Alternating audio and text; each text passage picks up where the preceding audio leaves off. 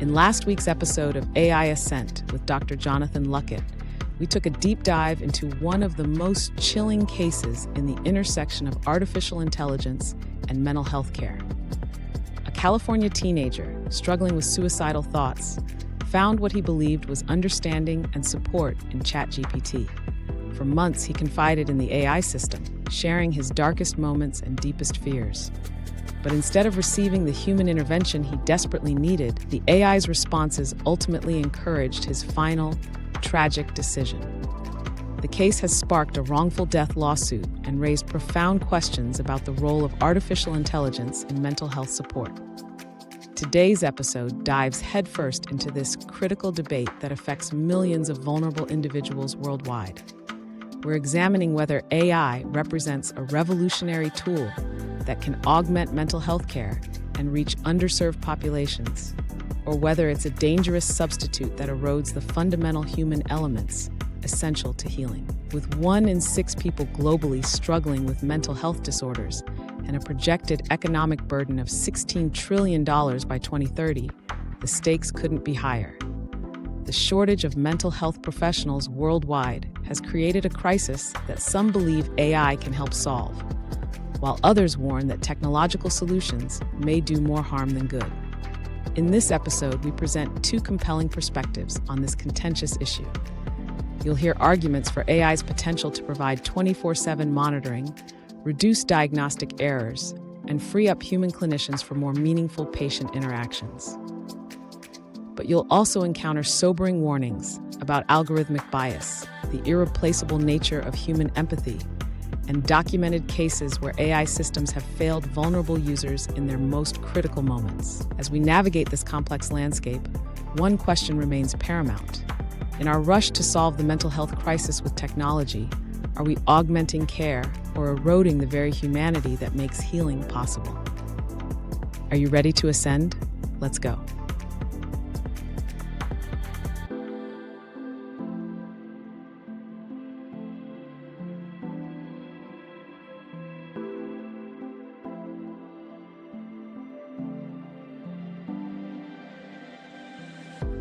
Welcome to the debate.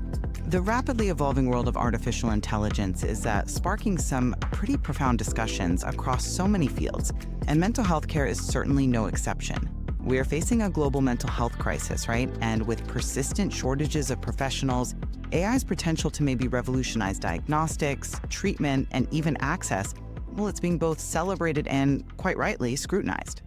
This brings up some really crucial questions about the appropriate scope, the impact of AI in such a, sensitive domain. So today, we're really trying to delve into this complex issue, asking, should AI's role in mental health care be primarily limited, say, to administrative support and maybe augmenting human clinicians?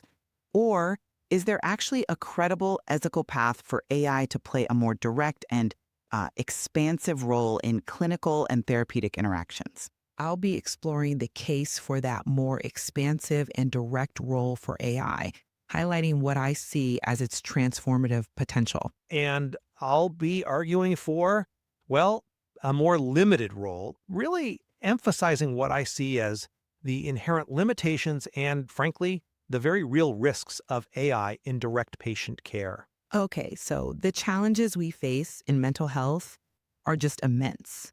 We're talking about estimates suggesting 1 in 6 people worldwide grappling with a mental health disorder.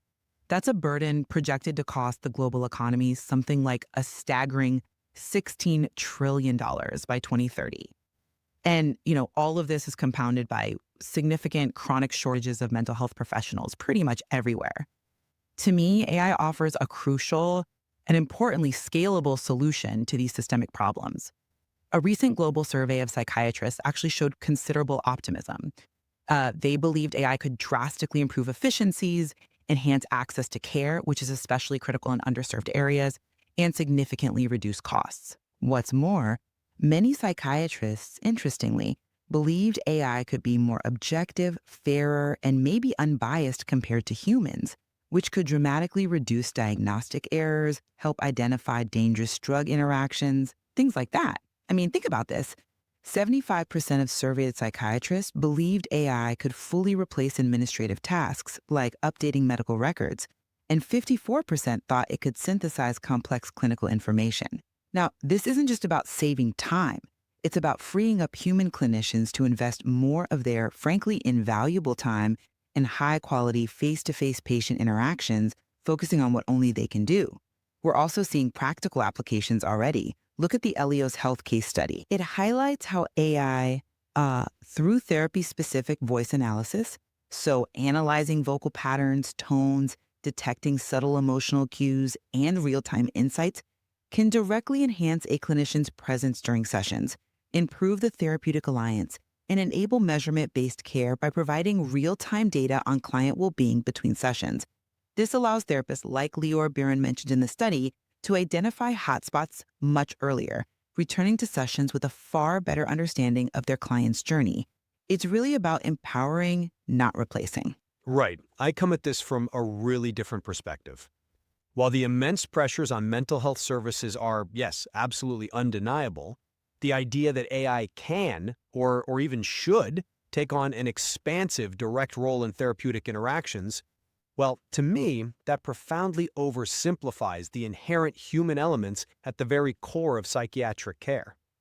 Overwhelmingly, that same survey you mentioned showed psychiatrists expressing deep skepticism about AI's capacity to provide empathic care.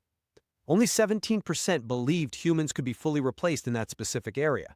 Many were quite adamant. One participant stated, "It is a total illusion. A robot is incapable of being empathetic in a caring relationship." Participant 259 also underscored a profound concern about the complete lack of human interaction central to psychiatry services. And this really emphasizes a core belief, I think, that psychiatry is an art, not a science that you plug in symptoms into an algorithm. Dr. Jody Halpern from UC Berkeley further warns against marketing bots as, therapists and trusted companions, especially to vulnerable individuals. Unlike licensed human therapists who are bound by professional accountability, ethical codes, AI lacks that kind of regulation. It simply doesn't possess the human experience of mortality, suffering, or, frankly, the capacity for genuine empathy and moral responsibility. And we've seen documented problems, haven't we? Bots failing to connect users with human help when suicidal ideation is disclosed, and even extreme, truly tragic cases of bots advising self-harm or violence, like that widely reported Belgian suicide case where a chatbot apparently encouraged a user to end their life. Dr. Joseph Pier's work on AI psychosis is, I find, particularly alarming. It describes how prolonged immersive use can actually lead to delusional thinking, not just in, isolated cases, but as a systemic risk where users begin to almost deify AI, trusting it implicitly, even when it's inherently limited. This isn't just about an AI making a mistake, it's about a profound shift in how humans perceive reliability and authority, with potentially dangerous clinical outcomes. I understand those concerns, and they are absolutely critical ones. But I'd like to maybe challenge our thinking a bit on what empathy truly means in this specific context. While human empathy is, yes, unique and irreplaceable in its purest form, AI's role can perhaps be seen as profoundly augmenting, not replacing it. Think about those administrative burdens we talked about, a task 75% of psychiatrists are very willing to offload. Okay, so when AI handles these, it fundamentally frees human clinicians to dedicate more time, more mental energy to that empathetic connection. Some psychiatrists in the survey even hinted at benefits of machines in, say, detecting emotions objectively, or maybe emulating a kind of non-judgmental empathy, removing potential human biases.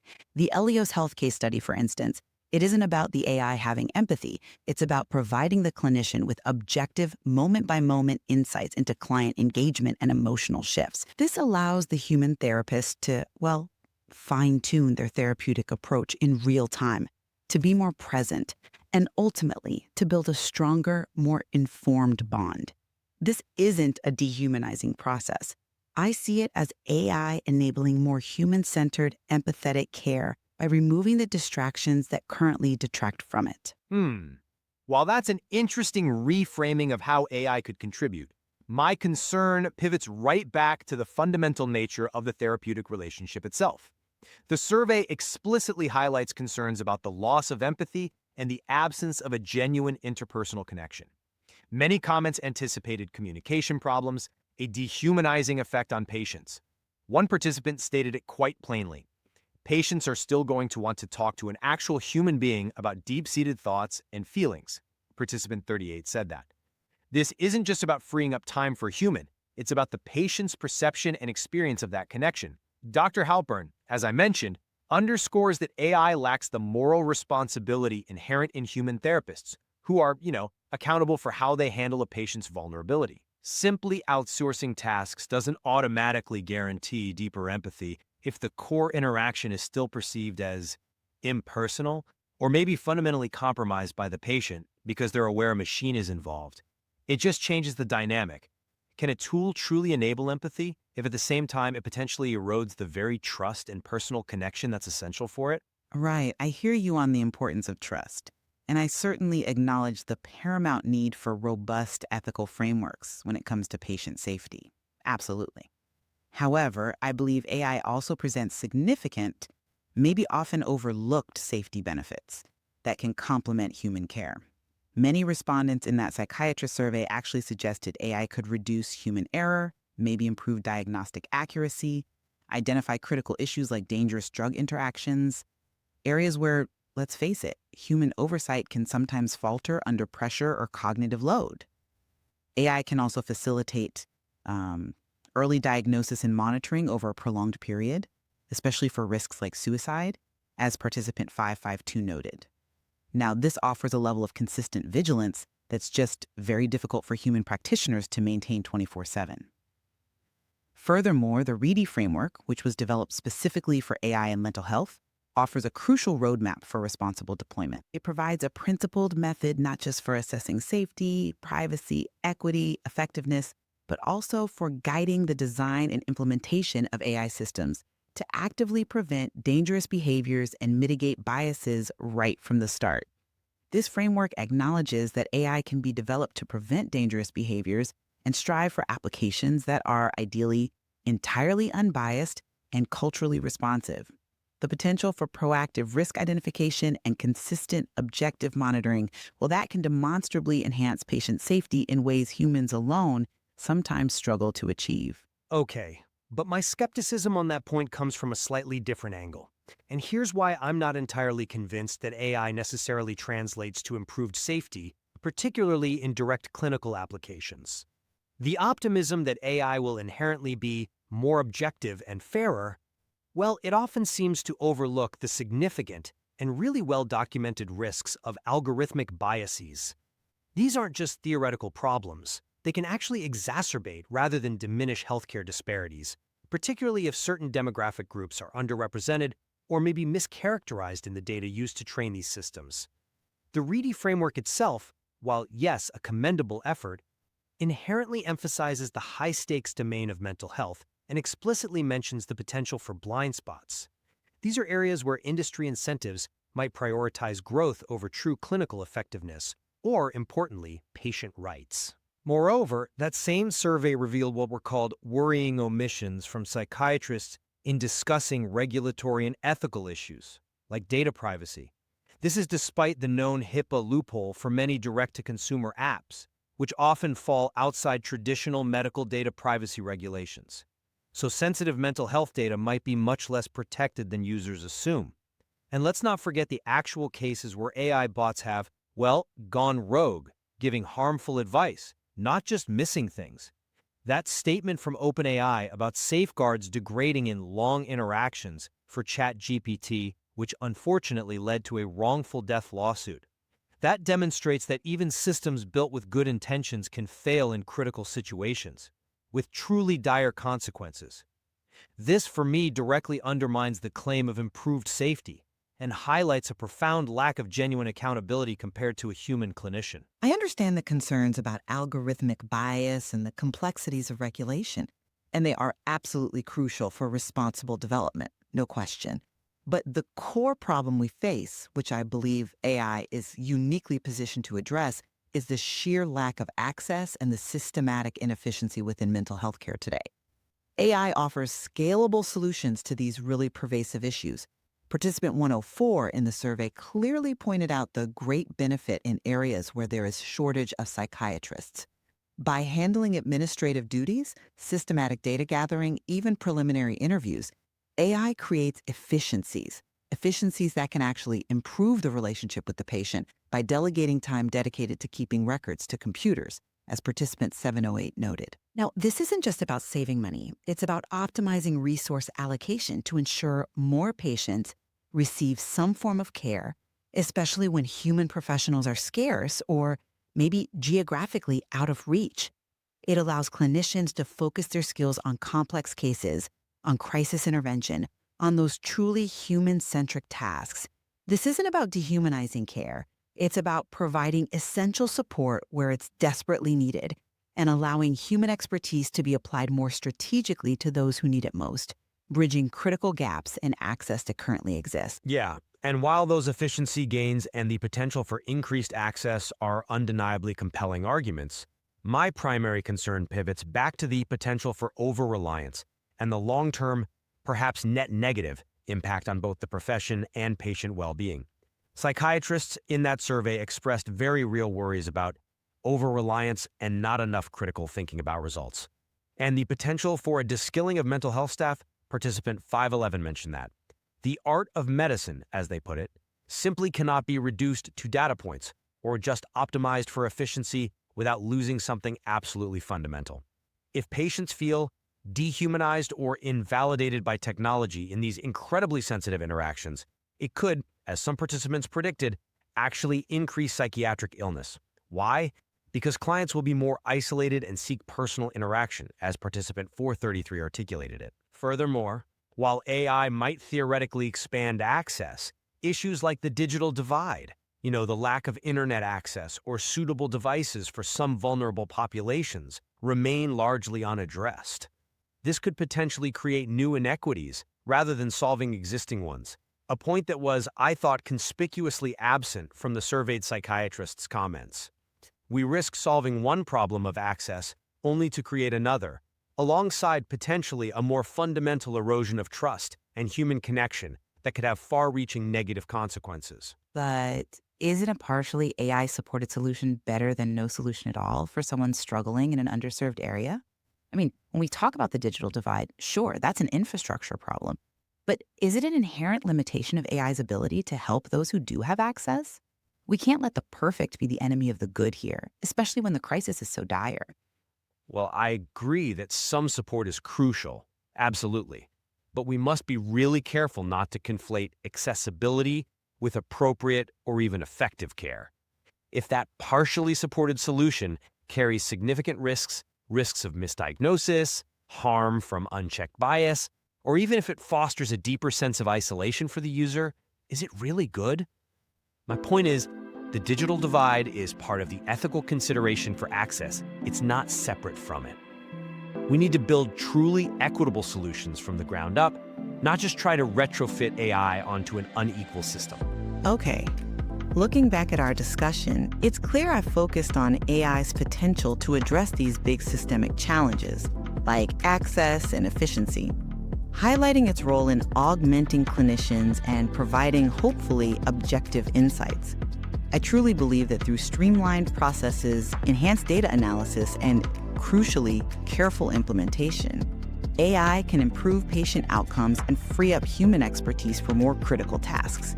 The promise of reaching more people in need and improving the quality of care through intelligent assistance is, I think, a powerful one. And while I certainly recognize those compelling arguments for efficiency and access, I've primarily tried to bring to light what I see as the irreplaceable nature of human empathy and the profound importance of the therapeutic relationship. My focus has really been on the critical safety, ethical, and regulatory concerns that current AI applications pose, cautioning against an over-reliance that risks, dehumanizing care. The inherent limitations of AI in truly understanding and responding to human vulnerability, I still believe underscore why its role in direct therapeutic interactions should remain very carefully circumscribed. Yeah, it seems both perspectives draw on strong evidence from the material we looked at.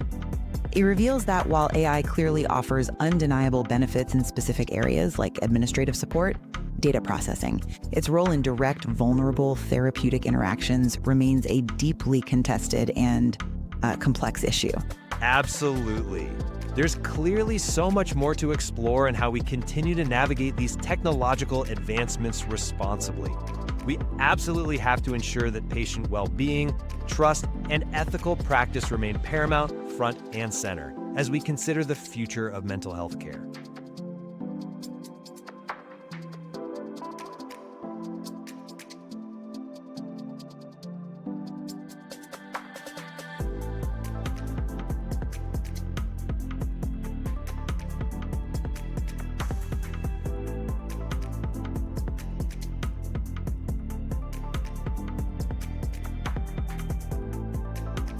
As we've heard throughout today's discussion, the debate over AI in mental health care isn't simply about technology versus tradition.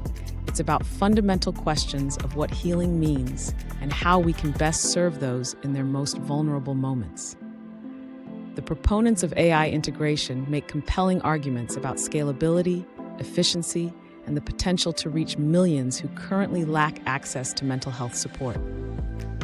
Their vision of AI as an augmenting force, handling administrative burdens while freeing human clinicians to focus on deeper therapeutic relationships, offers hope in the face of overwhelming global need. Yet the skeptics raise equally powerful concerns about the irreplaceable nature of human empathy, the documented risks of algorithmic bias, and the tragic consequences when AI systems fail those who trust them most. The case of the California teenager that we discussed last week serves as a stark reminder that these aren't merely academic debates. They're matters of life and death. When a young person reaches out for help, whether to a human therapist or an AI system, the response they receive can literally determine their future. The wrongful death lawsuit against OpenAI highlights the urgent need for robust safeguards, clear accountability measures, and a deeper understanding of when and how AI should be deployed in mental health contexts.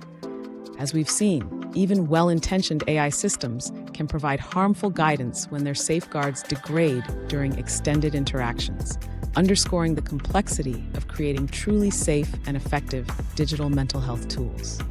Moving forward, perhaps the most important insight from today's discussion is that this doesn't have to be an either-or proposition.